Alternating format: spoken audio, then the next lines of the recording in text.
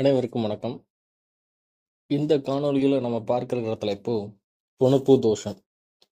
புணர்பூ தோஷம் அப்படின்னா, ஒரு செயலோ அல்லது ஒரு புதுசாக ஒரு விஷயத்தை நம்ம தொடங்கும் பொழுது அது நமக்கு மன வருத்தத்தை தான் கொடுக்கும். அதுக்கு பின்னால் தான் சக்ஸஸையோ மகிழ்ச்சியையோ அல்லது சிறப்பான ஒரு அமைப்பையோ அந்த செயலிருந்தோ அல்லது ஒரு ஆரம்பிக்கக்கூடிய விஷயங்கள் இருந்தோ நமக்கு கிடைக்கும். ஒரு உதாரணமாக சொல்லணும்னா, ஒருத்தருக்கு முதல் திருமணம் நடக்கும் போது அந்த திருமணத்தில் பல பிரச்சனை நடக்கலாம்.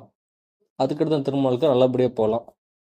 கல்யாணத்தன்னைக்கு சண்டை நடக்கிறது, அல்லது அந்த கல்யாணத்தில் 2 கோஷ்டிக்கு இடையில பிரச்சனை உருவாகிறது, இது மாதிரியான விஷயங்கள்.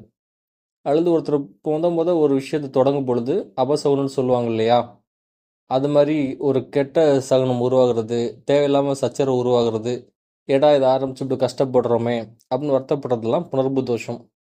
இதற்கு காரணம் என்ன அப்படின்னா, ஒரு ஜாதகத்தில் சனியும் சந்திரனும் தொடர்பு கொள்வது.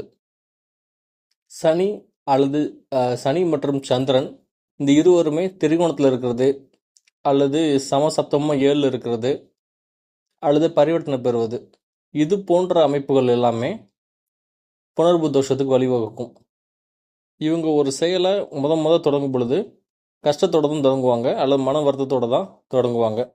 அது உதாரணமாக சொன்னேன் இல்லையா, ஒரு திருமணம் அந்த மாதிரி. அப்படி இல்லைன்னா ஒருத்தர் முதல் பிஸ்னஸ் ஸ்டார்ட் பண்ணுறாரு.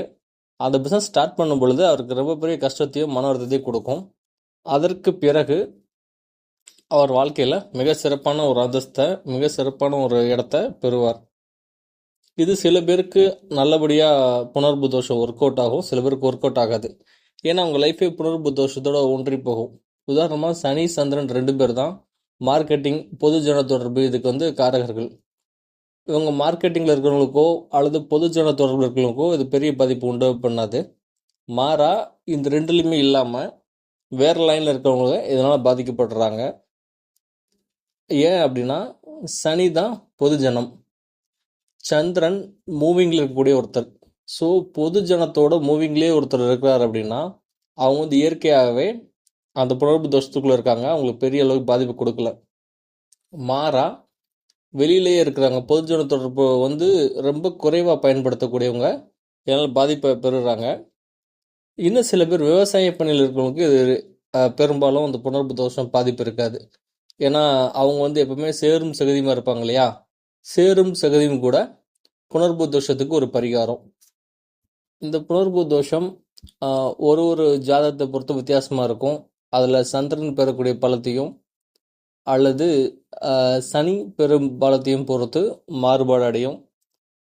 சனி உச்சமாக இருக்கக்கூடிய ஜாதகத்தில் ஒரு மாதிரியும், சனி நீசமாகக்கூடிய ஜாதகத்தில் ஒரு மாதிரியும் புணர்பூ தோஷம் ஒர்க் அவுட் ஆகும். புணர்பூனா மீண்டும் ஒளிர்தல் அப்படின்னு பேர். ஒரு இருட்டை சந்தித்து ஒரு கஷ்டத்தை ஃபேஸ் பண்ணி அப்புறமா அவங்க சக்ஸஸை ஃபேஸ் பண்ணுவாங்க, அதுக்கு பேர் தான் புணர்பூ. இது நெகட்டிவ் கிடையாது, பாசிட்டிவ். அவங்களுக்கு இருக்கக்கூடிய கஷ்டங்கள் எல்லாம் போக்கி, இருளெல்லாம் போக்கி வெளிச்சத்துக்கு கொண்டு போகக்கூடிய ஒரு அமைப்பு தான் புணர்பூ தோஷம் அப்படின்னு சொல்கிறாங்க. இது வருத்தப்படக்கூடிய ஒரு விஷயம் கிடையாது, மகிழ்ச்சியான ஒரு விஷயந்தான். அந்த கஷ்டத்தையும் அந்த ஹேர்டிலையும் அவங்க தாண்டி போகும் பொழுது கண்டிப்பாக சக்ஸஸை ஃபேஸ் பண்ணுவாங்க, வாழ்க்கை நிம்மதியாகவும் சந்தோஷமாகவும் இருக்கும். அனைவருக்கும் நன்றி. மீண்டும் வேறொரு காணொலியில் உங்களை சந்திக்கிறேன். நன்றி, வணக்கம்.